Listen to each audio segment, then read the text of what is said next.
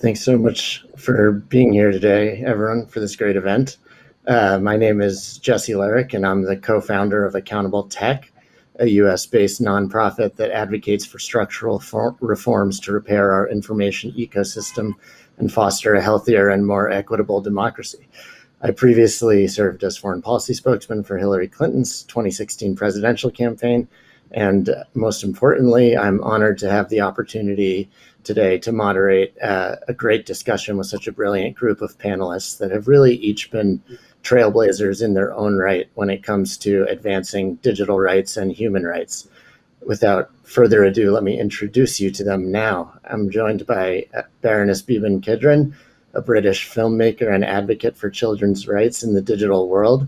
She is the chair of Five Rights Foundation, a charity that works to create policy and practical solutions to build the digital world children and young people deserve.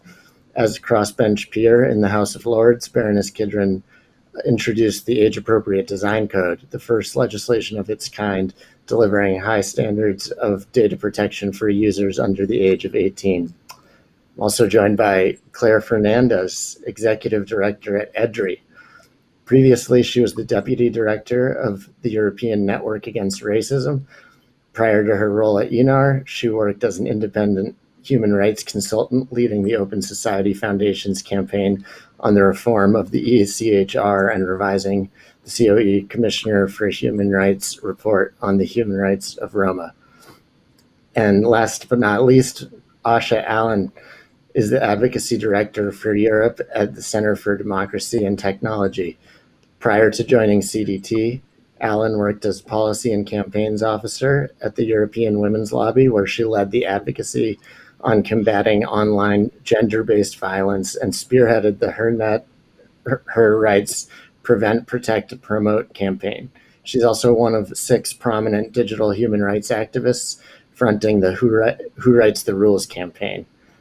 As I said, it's a remarkable group of panelists, and I'm particularly excited about the unique perspective that each of you bring to the table. So to start, I just wanted to give you each a minute or two to speak about your own work and how it relates to the question of protecting the rights and well-being of vulnerable communities in the digital world. And then we'll discuss some more specific topics and eventually take some audience Q&A. So Baroness Kidron, I'll turn it over to you first. Thank you so much, and it is indeed an honor to be with the other panelists. Fantastic opportunity. So let me just really talk about Five Rights and why we're here. We look at the systemic issues of why tech is not delivering for children. And we do it through 3 gazes. The first is data protection and privacy, and how if you offer children a higher bar of privacy, you actually also make it safer and protect other rights as well as privacy rights. The second is child-centered design. And what I mean by that is actually if you are someone who is making a product or service, and you imagine the end user as a child, how would you make that product or service different? And we can come back to that. And then finally, there's the question of children's rights.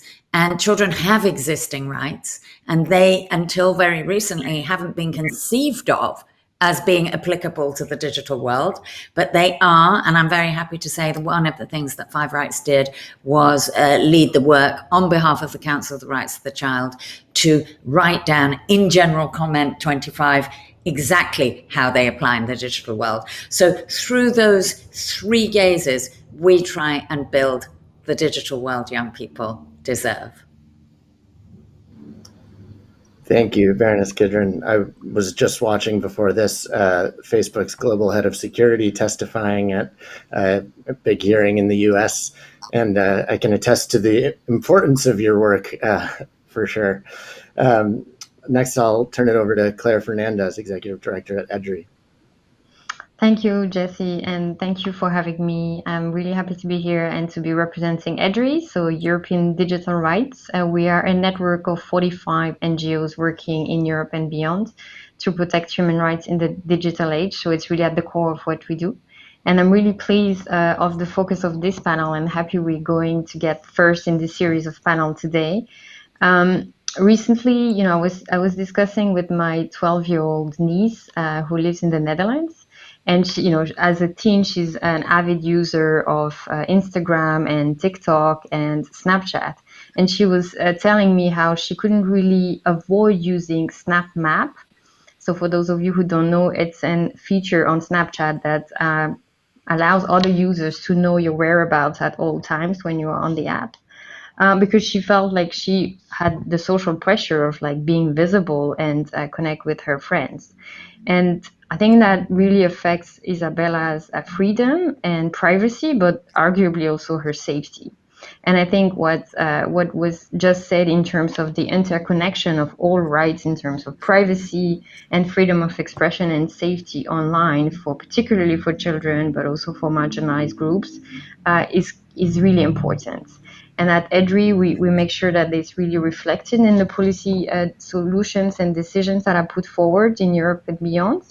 And that if we, focus on hasty or disproportionate solutions online and that address only, the tech part of things, we would not really address the root cause of harms, but also potentially, reinforce the power of big tech. So that's really what we argue, especially in this context, and I'm happy to elaborate further with you. Thanks so much, Claire, and a lot to build on from all of you here. And first, want to turn it over to Asha to talk about her work.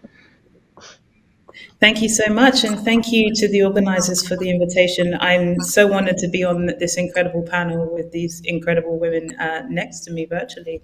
And I recently joined the Centre for Democracy and Technology Europe office, which is a non-profit advocacy organisation that advocates for digital rights and upholding and protecting democracy and civic space. And what we work on comes from different dimensions in terms of championing policies and technical designs that protect against invasive and discriminatory exploitative uses of technologies. And we call for online platforms to be transparent, to be accountable, and to respect human rights. And we work at European level to ensure that people are free from unwanted surveillance and that there are appropriate government oversight mechanisms over government surveillance as well. So I don't want to get into too much on what CDT does. I want to save this for the conversation, but you have a quick overview. But one point I do want to highlight quite early is that it's incredibly important, particularly from my work that I've done as an advocate for women of colour and marginalised groups, that it's important in our work that we do increase equality and amplify the voices and promote human rights of those at European level and in those policy debates who don't always have the access to be able to have those discussions and to have their issues reflected. So I very much look forward to the debate and to speaking with our panelists.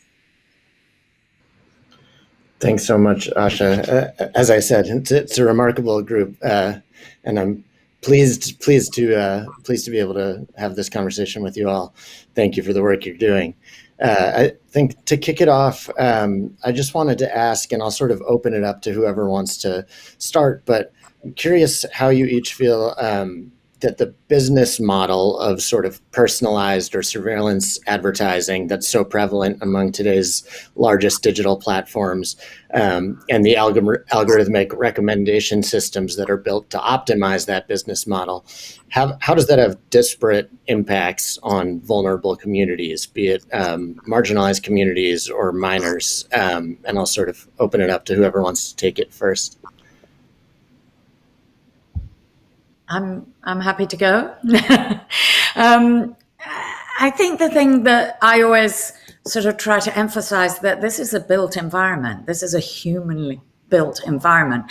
And so if it is built to extend reach and maximize engagement and maximize time spent, it has an inherent conflict of interest with other things it might optimize for, such as privacy or well-being or actually sort of freedom of thought, about which we don't talk quite enough, I think.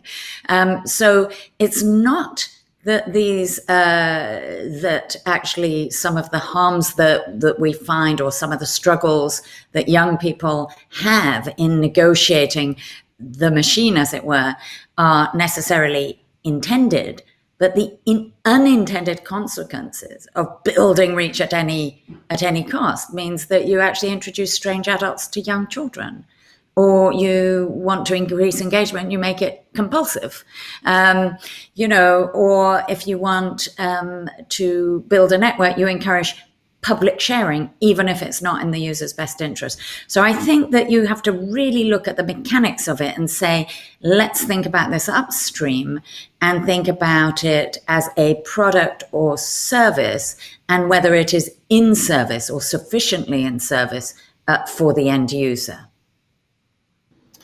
I think that's such an important point. I think that all too often people talk about algorithms in the abstract as if they are just these sort of machines that were created by nobody, but in fact they were and are built by people, in service of businesses. And I think I'm curious, Asha, to get your thoughts on this, because I know you, among many other things, have led this great Who Writes the Rules campaign, which I think sort of ties directly into that idea, which is that, the people who are writing the rules or writing the algorithms, in this case, as it were, are so often disproportionately look like me, to be blunt. And I was curious to get your thoughts on sort of how that impacts people across the world, and particularly, marginalized communities, when how it manifests in whether it's algorithmic discrimination or more broadly, however you want to take it on. Sure, and I can come from this from quite a frank perspective, of course, being part of the incredible Who Writes the Rules campaigns with our friends over at Digital Action. And I would really reiterate the point that you made going into, this is about human development. There are humans behind the systems that we're talking about. And when it comes to, say, the operation of content amplification and recommender systems, these are very typically opaque. And so there's not as much access there to the accountability. And for when we're thinking about that opaqueness, we're thinking about the development, we're thinking about the fact that, social media companies and platforms that we're talking about, and the design in their algorithms to promote and demote content can actually shape the nature of democratic discourse. When we bring all of those elements together, think about who's not in the room. Many people who look like me are not in the room. Non-binary, trans, LGBTQ, Roma communities are not often in consultation or reflected in the demographics of the development of these technologies, nor of those trying to attempt to regulate over those particular technologies as well. So it goes back to what was being said previously in regards to thinking about the impact on, say, freedom of expression and opinion and freedom of thought, and that right to equality and non-discrimination, and how that's really being considered when we think about the environment that's doing the consideration of these regulations and of the development of those technologies. So I actually just wanted to take a moment to look at it from a different lens, as it were. So say civil society organizations who advocate for marginalized groups, if we think about the impacts, the unintended consequences that was mentioned earlier, that may happen there, the online space and, say, online advertising can be a cost-effective way for nonprofits to be able to do their advocacy and to raise awareness on important issues around sexual reproductive health and rights, about racial justice, about social justice. And what we've seen is that in some of those unintended consequences, there's kind of applying of strict definitions on political or non-political advertising and trying to categorize those have led to those organizations having their work silenced, having their speech chilled. So it does, I really want to reiterate the points of our colleagues there when it comes to thinking about those unintended consequences and punch home the point that actually it is those groups who are already historically and contemporarily marginalized by the societies that we live in who will experience some of the worst impacts of that. Yeah, absolutely. It's such a good point. And I was curious to turn it over to Claire on that note, actually, because I know EDRi obviously is constantly struggling with that very question, which is how do you make sure that you're advancing the rights and freedom of expression of all people, and especially marginalized community, and not even with well-intended rules or regulations accidentally, setting up perverse unintended consequences that chill the speech of marginalized communities. So I'm curious if you have thoughts on that question. Yeah, and going back to your previous question as well, like I think it's also important to talk about the impact as well of the surveillance advertising system and the business model on marginalized groups. The series of leaks at the Wall Street Journal and the information about how Facebook knew that 32% of twin girls had actually issues and feel bad about their bodies, and that they said Instagram was making it worse, and that Facebook knew but decided to focus on profit rather than addressing the issues, is really telling about why the monetization of toxic content is boosting hatred, is boosting polarization, but also creating mental health issues. And online gender-based violence affects disproportionately Black women, women of color, queer and trans women, and women with disabilities. And that can lead to censorship or violence also offline. Also, the online advertising system can exclude and discriminate and target basically based on protected characteristic. And it's quite important to mention how the system can also target and discriminate. For example, we've seen housing ads not being shown to African Americans in the US. And so we have no control about how our data is used to target us, and yet it has a real impact on our lives. And on how we can make sure that in tackling these issues we also respect freedom of expression. It's really important indeed to remember that the solutions to illegal or to harmful content, if it's centered only about removal, would be problematic for several reasons. It will, as Asha said, really alienate and affect already marginalized groups. And we can see also other examples recently on how sex workers were affected by OnlyFans' decision to remove and prohibit sexual content, for example, or how Black women or women advocating for bodily acceptance see their content taken down without reasons.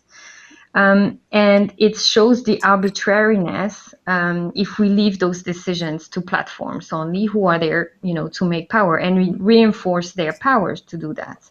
But also, we are worried about how states could abuse this type of solutions and silence more broadly human rights defenders and journalists and other activists throughout.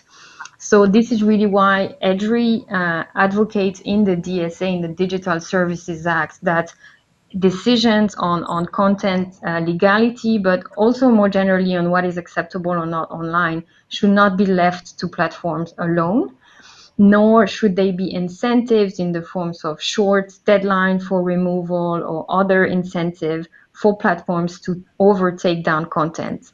Otherwise, we create very slippery slopes in terms of the type of content that we push platforms to take down, with very chilling effect for our overall human rights protection. Yeah, absolutely.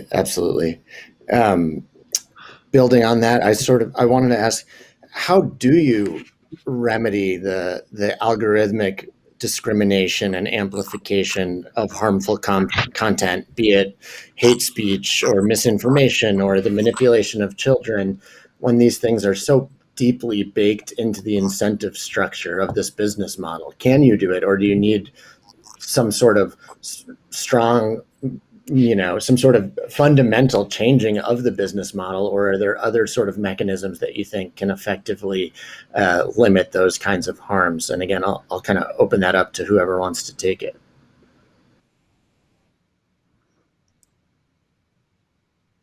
I'm happy to go on and like open up with some suggestions, and of course looking forward to hearing from others. But it is really key that in the EU and more broadly we end the sort of pervasive tracking that is meant for the purpose of digital advertising. And I know that several other panels will go into detail about what that means. But especially, we would like to see the e-privacy regulation advance and making sure that there is no tracking that can be done without consent, or that people cannot be forced into giving consent if they want to access a service or an online website, for example. And that there is really legally binding choice given to users to decide, what kind of content they want to see, and making sure that the tracking is off by design and by default. We have more recommendations in terms of the recommender system, which I'm happy to go later when we could discuss also whether transparency is enough. But I want to also hear from colleagues. So, Yes. shall I come in? I should go. Thank you. Thanks so much. I really wanted to build on what Claire was saying there, and to echo a lot of her recommendations there, particularly around the Digital Services Act, the very important discussion that's happening there, and taking into consideration the concept of due diligence and thinking about that on content moderation and not having it focused on government takedowns, but due diligence of companies and platforms to make sure their products and services are respecting fundamental rights and human rights. And to also echo those recommendations around pervasive tracking for CDT, we also advocate that advertising based on pervasive tracking needs to be phased out, and in particular echoes the opinion of the European Data Protection Supervisor that recommender systems, and we can talk about this a little bit more as well in transparency, should by default not be based on profiling under the meaning of Article 4.4 in the GDPR. But I wanted to come back to an element of your question there when it comes to kind of the remedy around algorithmic discrimination, because I think as a first point of call, and this goes back to what we were talking about previously, we need to acknowledge the persistent existence of the societal harms that are a contributing basis to the development of these discriminations within the algorithms in the first place. There cannot be a, say, quick fix all trend or a technical solution to the fact that racism, sexism, xenophobia, exclusion, and patriarchy continue to exist. So having that quick solution is not realistic there. And I would pick up on an example of thinking about disinformation, because I think you mentioned disinformation or misinformation there, and thinking about how that's amplified. And from a gendered perspective, CDT has published a fantastic analysis on gendered disinformation and looking at how that flows from the kind of heteronormative patriarchal context in which people also experience online gender-based violence, and thinking about how the kind of structure around that and how it's disproportionately impacting women of color come into this concept around, say, algorithmic discrimination and how that's being amplified and being targeted. So platforms absolutely have to do analyses on how their services might be enabling these kinds of harms, such as online gender-based violence and gender disinformation, and how they may be doing this through amplification and targeting. And the mitigation measures that are considered really need to be thought out in a proportionate way to the risk that is identified. And we need to have that more in-depth analysis and broader and holistic solutions-focused lens as we're talking about this in more detail. I think you're going to get Go ahead. violence. Sorry. I'm sorry, I'm on a bit of a delay, so I apologize. I think there's quite a breakout of violent agreement amongst your panelists about the approach. Yeah. But so I'm just gonna go back to a couple of things that I'd like to pick on. I think, first of all, when we talk about freedom of expression, can we please also remember those who are not currently free to express themselves online? Yeah. So if you take a UK perspective for a nanosecond and say 71% of girls feel that they cannot express themselves online because of the hate that they will get back. And if you saw the outrage that happened when 3 young black footballers missed the goal in the Euros, and we have taken evidence in Parliament about how they feel about their experience, and indeed the experience of people who are not famous footballers and in the England team. So I think that we have to just always couch this business about freedom of expression in the fact that the current system does not allow, equal access to voice. And many women in Parliament, like me, actually choose not to have a social presence because we're just crucified. So I just want to put that out there so that we don't get some sort of false binary about if we deal with the harms, we're getting rid of all this. Actually, it is a harm. The freedom of expression at the moment is not working. I think the second thing I want to do is just pick up on your point about, you sort of said something about, is the business model, I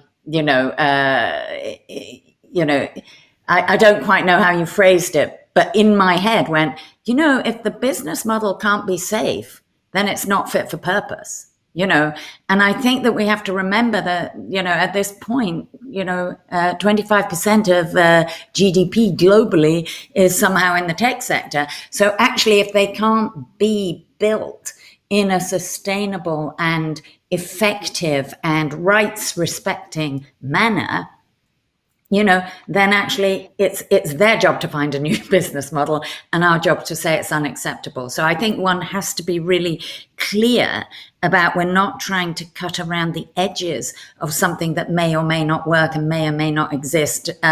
We're actually trying to say now, this is a huge organizing technology of our society, and is it fit for purpose? And have we actually got a clear norm for the application of fundamental rights through horizontal legislation, and absolutely in the DSA, I would like to see children's rights established, on the face of the bill, and that they must be applied by companies. So, before you start making a profit. And then the third thing I'd like to say is, just to really echo the other two speakers, to say, takedown is the last resort. Yeah. What we've actually got to look at is what is being spread and why. I actually defend most people's right to put up most things and most companies to host most things. But actually, the pushing and spreading and piling in and making new norms out of the sorts of material that other panelists have already spoken about, or indeed the evidence that we've gathered, for young, what's happening to young girls, so that you go online and within hours your feed is full of sexual content and self-harm and thinspiration and this sort of thing. That is not the sort of diet of information that children have a right to, and it's being pushed, algorithmically pushed. So, absolutely, I join the others. We have at Five Rights got a plan for algorithmic oversight. We've got amendments to various bills that are coming up, and we absolutely want to see action there. But it is neither about takedown nor is it about transparency. It's about design, and it's about, these are private companies. What are the values? What's the offer? And is it clear? And if it is clear, why are they not upholding it? Because as you say, they're right now in Congress saying that all these things don't happen. The research wasn't real. What we see in the feed isn't there. And I think that's not acceptable. Yeah, I mean, you made so many important points, but I think in particular, the freedom of expression point is such a critical one, because the sort of defenders of the status quo like to create this notion that Facebook or Twitter or whatever other platform is just the public square and everyone is entitled to their free speech. And exactly as you said, It's just not the case, because in a public square, you can have a healthy debate, and that there's a difference between freedom of speech and freedom of reach. And when you're pushing women and children and people of color out of conversations because you're amplifying, bigotry and the loudest, most heinous voices on the platform, that's not actually a good, you're giving a megaphone to the worst speakers. You're not creating a public square where everyone's entitled to enter the conversation. So I think that point is so critical. I wanted, building off the last points you were making about transparency, I just wanted to bring up one more topic, and then I think we'll take some questions from the audience. I believe that you guys, as the audience members, should have a button they can press on the top of the screens in front of you, the Q&A button where you can submit questions. So if you have stuff to submit, go for it, and we will turn to that in a moment. But before we get to that, I did just want to circle back on transparency for a minute. I think, I'm jealous as an American about how many good things are included on this front in the DSA and elsewhere, from algorithmic transparency and algorithmic choice to measures that would give more access to data to researchers, require risk assessments, audits, and so forth. I was just curious whether each of the panelists think, are those measures, which are definitely significant, as I say, we'd love to have those things here in the US, but are those kinds of transparency measures enough? Are they sufficient to make the change that we need, given this current status quo, or do you think that there are more forceful things that need to happen? And I'll sort of open that back up to whoever wants to take it first. Happy to go here. I think, yes, we're quite pleased to see some of the provisions that would be applicable to very large online platforms in terms of risk assessment and transparency. And transparency is a good first step, but it's definitely not enough. We've known for a while, despite rejections about this research happening, we've actually seen and experienced the impact on people. So audits, for example, should clearly be given, independently by well-equipped regulators with civil society participation, including representatives of marginalized groups.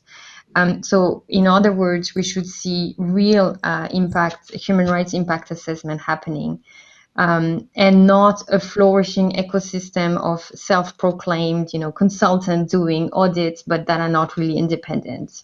And in other words, there should also be no push or no action by platforms on the basis of these assessments that would basically fall outside of the democratic scrutiny in terms of other measures or uptaking AI solutions and others. And in terms of what else do we need, this week, Panoptykon Foundation, which is EDRi member in Poland, released the story of Joanna, who is a new mother. She's a young woman, and in her Facebook wall, she's been pushed content that is related to health and to serious health conditions like cancer and other chronic diseases. And it really triggered her anxiety and her trauma of having lost both of her parents of cancer, and also being a young woman and a young mother, worrying about her child. And regardless of what she would do and change in the setting, that content will come back. And I think this is really key to remind ourselves that despite the GDPR, it's really possible to target people based on protected characteristic. And so not only should there be transparency, but we should also want to see algorithmic control, which would basically make not possible to profile people based on data that is gathered on people online, but also based on tracking of people, and that the people should be able to curate the content they want to see and opt into their preferences, who they want to follow, who they want to see, and not that choice being made for them.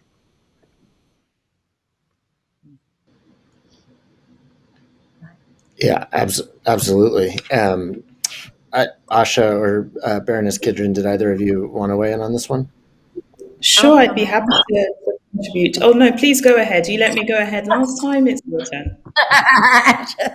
Thank you. I mean, I'm just sort of a bit, shocked and upset at yet another story that is so horrible. So I just want to say that. But I think that I would like to just sort of add in that, the AI Act has some fantastic principles, and it really is a beginning of a conversation about what we need to see here. But I think that where we need to head is really these sort of enforceable and, accountable systems. And I think that we have to say not only that we're going to take a look at them and that they're going to be independently audited, but exactly what it is we're auditing, and to give powers of information and a determination that companies have to keep the information that regulators require. And in particular, there are 4 steps. It's like, what is the purpose of the algorithm? What are the inputs of the algorithm? How is it measuring, its own success, if you like? And what is the impact on user and on society more generally?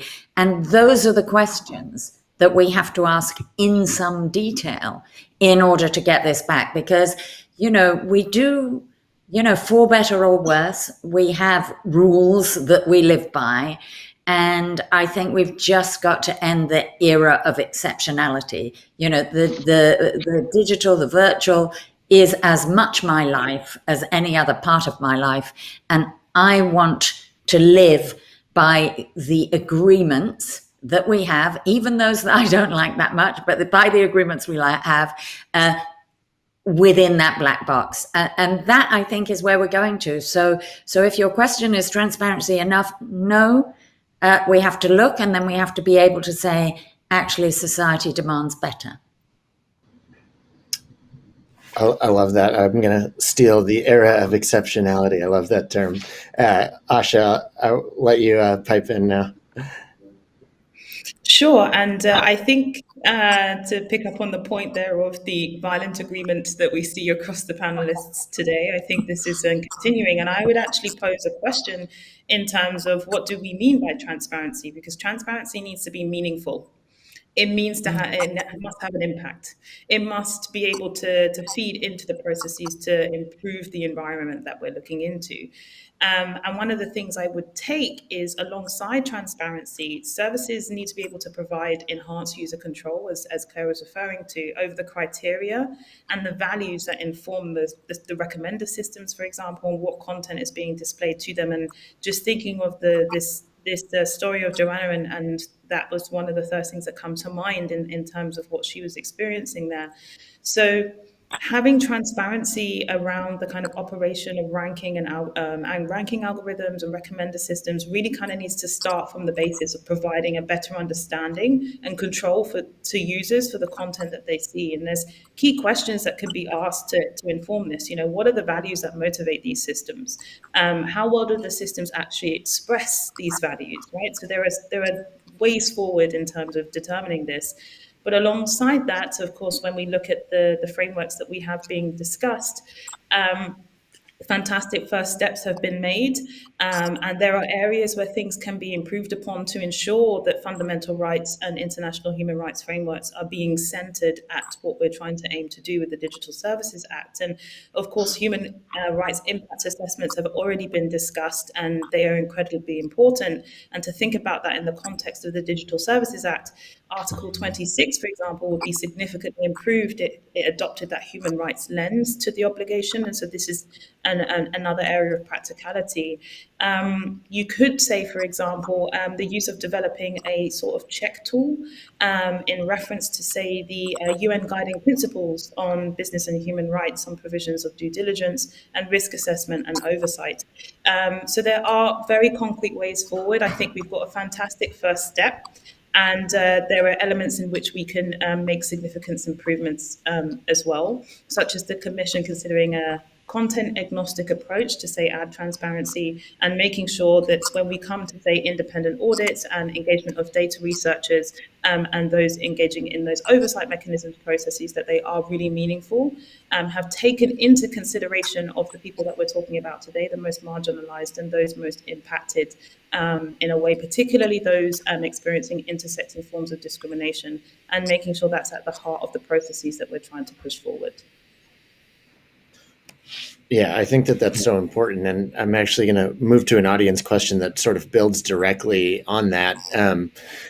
Maybe we can get a little in the weeds here. We'll see. But great question here was, how do you, in practice, do an audit that includes the participation of marginalized groups? So sort of going, one step deeper on exactly what you were saying, Asha, how in practice do you go about making sure that marginalized groups are represented in the actual conducting of an audit, for example?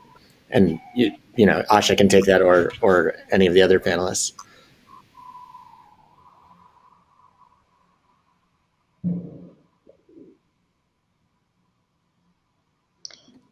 Sorry, I was just trying to unmute myself there, which is a classic thing when it comes to online events. I think it really depends on having to ask those fundamental questions, and it goes back to the societal reality that we live in, right? I think there's an element that's quite clear in regards to recognizing the continued and persistent exclusion of marginalized groups in decision-making processes, in the tech industry, in the industries and the decision-making elements that we're talking about. But how do you make sure that there's inclusion unless there's transformative change within the environments that we're talking about? And making sure it's safe for marginalized groups and people to be able to engage in those spaces safely, and being recognized that their stories and their experiences are not necessarily going to be used for lip service, for example, but to be able to say, this is concrete, this is meaningful, and we are going to take into consideration precisely what you're talking about. And when it comes to, say, research and data input into this and looking at, say, the reality of online gender-based violence, and it comes to widely acknowledging that women of color are disproportionately impacted by this than any other group, unless a real concrete intersectional methodological framework, not a list-making exercise, but a real concrete framework is adopted and embedded in the very foundation of the development processes when it comes to the legislation and the policy making and those discussions that are going on, it's going to be completely missed. And so these need to be had from the very get-go, need to be in the foundation. It cannot be an afterthought of about just mitigating the harms that are happening to these to marginalized groups, and what do we do then? It needs to be part of that foundational process. And this is why it's so important as we are discussing the Digital Services Act and in due diligence in content moderation and what platforms need to be able to do to improve the circumstances on their platforms. This is essential, but it's multifaceted, it's multi-stakeholder, it's consistent, it's persistent, and it's ensuring that meaningful really means meaningful. Yeah, I mean, I couldn't agree with that more. I have another question here that sort of builds off this, going back to the Wall Street Journal reporting, where they revealed that Facebook knowingly chose profit over the well-being of teenage girls. And the question is sort of potentially, is this something that could be figured out through an audit and risk assessment? And further, how do these instruments actually bring about change? As we've seen far too often, that negative exposure and bad press is not enough to bring about the necessary change. I guess maybe I'll throw that one over to Baroness Kidron, given your amazing work on protecting kids. So that, I mean, it's a very good question and absolutely correct. You know, bad headlines don't make change. Law makes change, and public opinion makes change, and consumer fighting back makes change. And every now and again, a bit of help from the advertisers makes change. But absolutely bad headlines alone.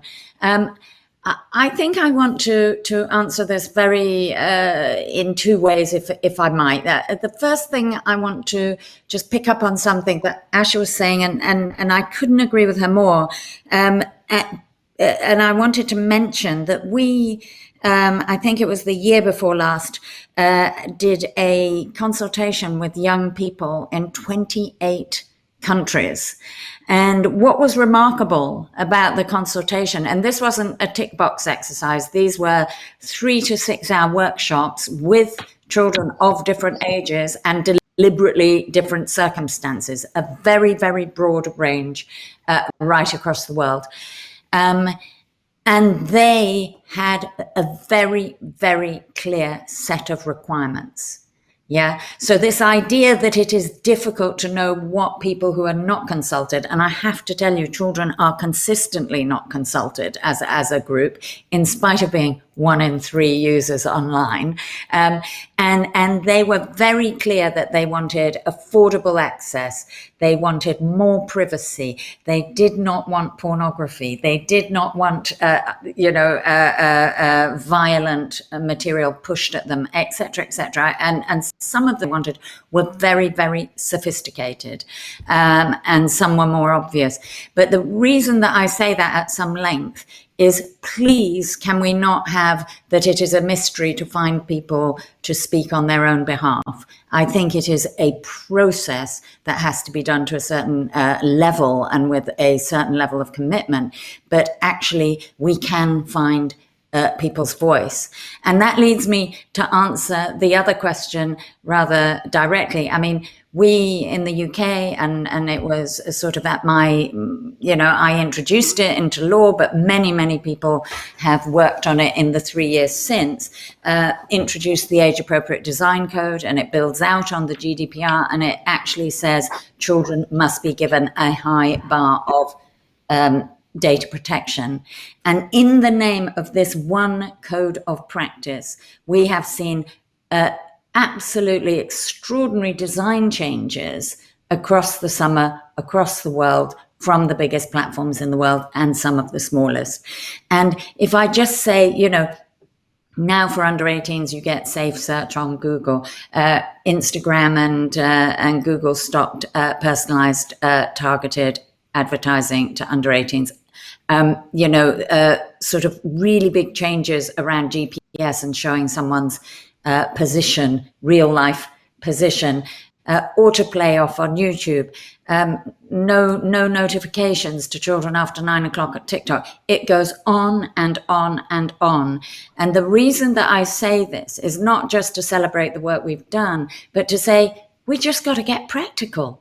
Of course it's possible, because actually if lawmakers and if campaigners and if intergovernmental organizations say, actually, we must start applying these rules and we must start acting on behalf of groups of people who are not getting a fair deal, where they do not have equity in this system, then actually the companies do respond, because they have to respond in order to purvey their business.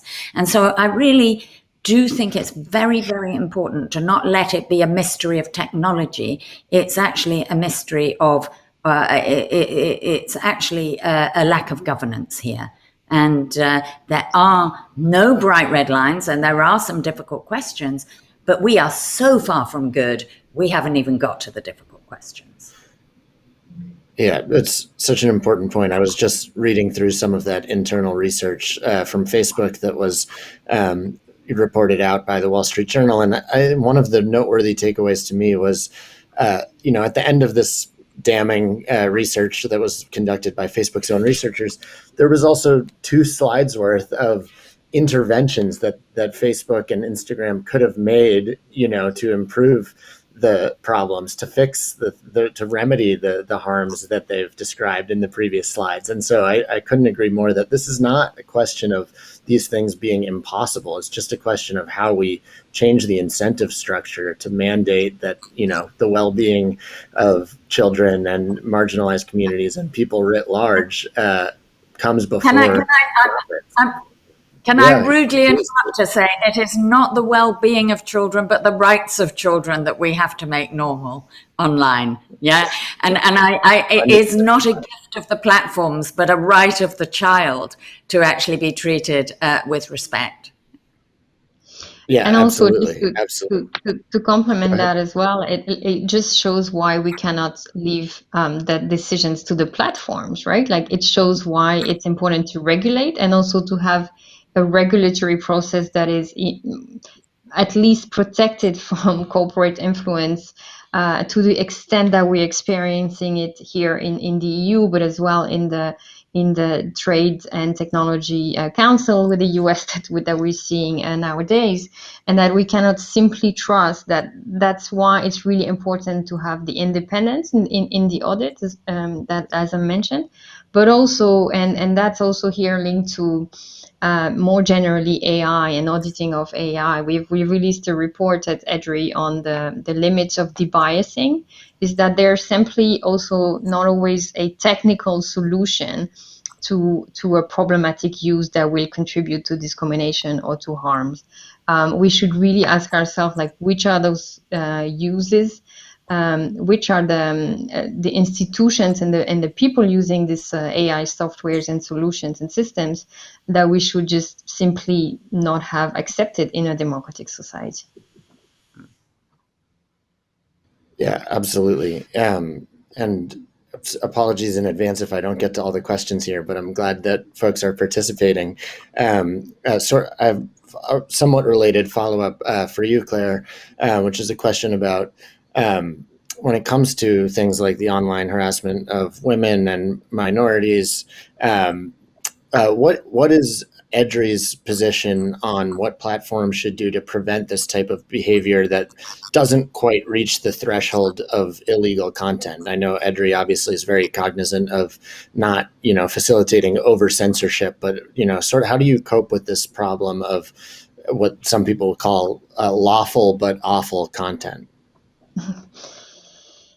Well, I think part of what we're discussing here about understanding how that harmful content is not only existing, but amplified and promoted and pushed to users is quite important. So, we would be in favor of this kind of due diligence obligation for the very large online platform, but also we are quite, cognitive of the fact that not all platforms are very large. So it's quite important to also understand the impact that this could have on public interest internet and part of the internet that wouldn't have the Facebook capacity to put in these measures. And for us, it's quite important that the line is that it shouldn't be the platform making the decisions on what is legal or not, but also clearly on what is really harmful or not.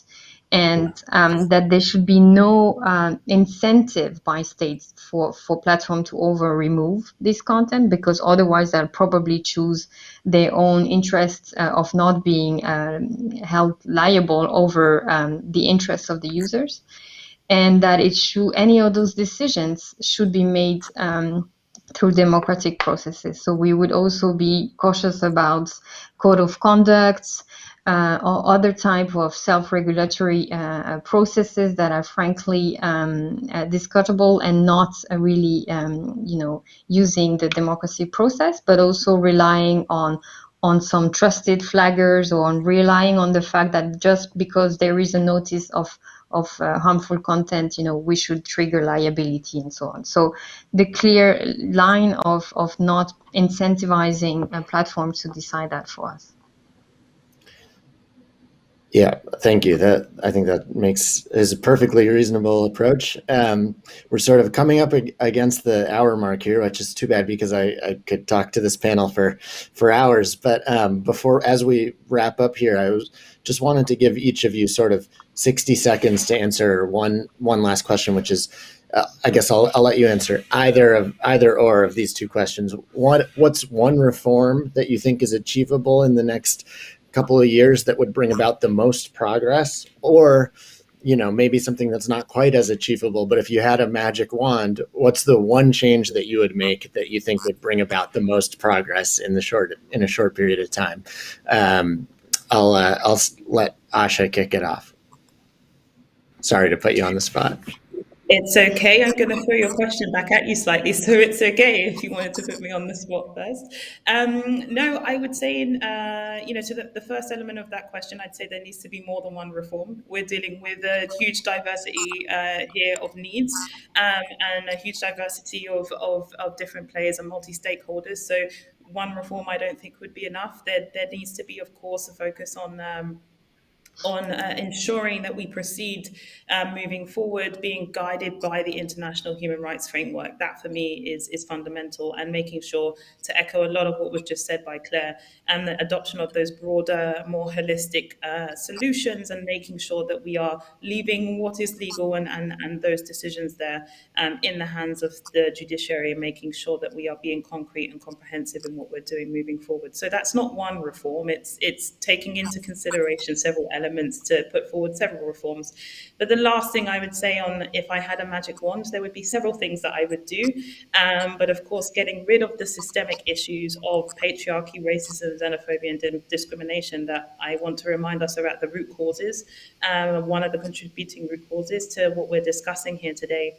That would be fantastic. And I don't want to say it's not achievable, because as a woman for the communities that I work with and represent, I have to believe it is achievable, and that it's something we have to do with utmost urgency.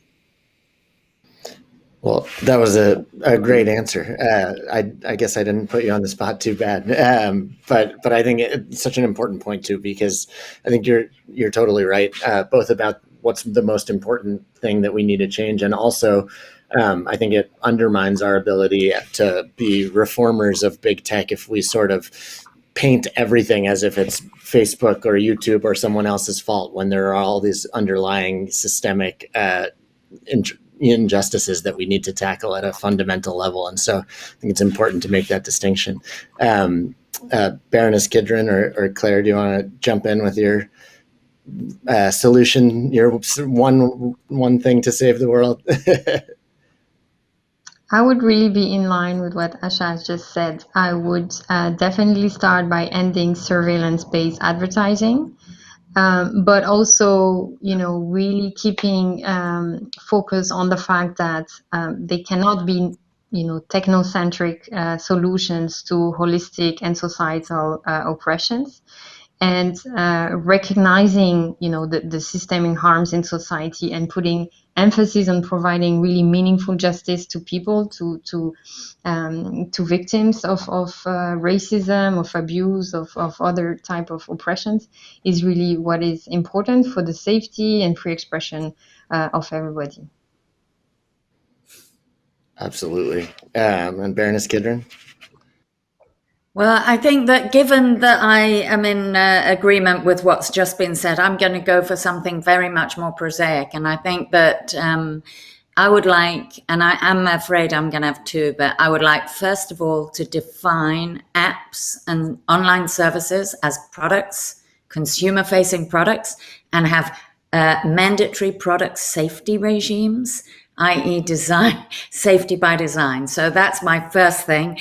I think that by one definition, we actually bring in a different way of looking at these things.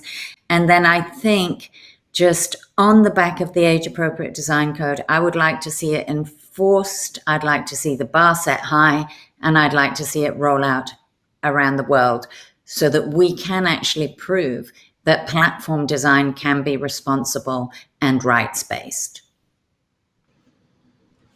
Well said, and I think it's already happening, so I can't thank you enough for the work that you've done on the age-appropriate design code. I know here in the U.S. we're hoping to move forward on the things like the KIDS Act, which are very much rooted in the seminal work that you've done. So on that note, I guess I should say thank you to Asha and Claire as well for the incredible work that all of you are doing to advance human rights and justice and equity in the digital world and in the offline world. And thank you all, obviously, for being here today. This was a lovely, lovely panel and discussion. And as I say, I wish it could go on for hours and we could take more audience questions. But thank you all for joining us. And thanks so much to the hosts of this great summit for having us as well.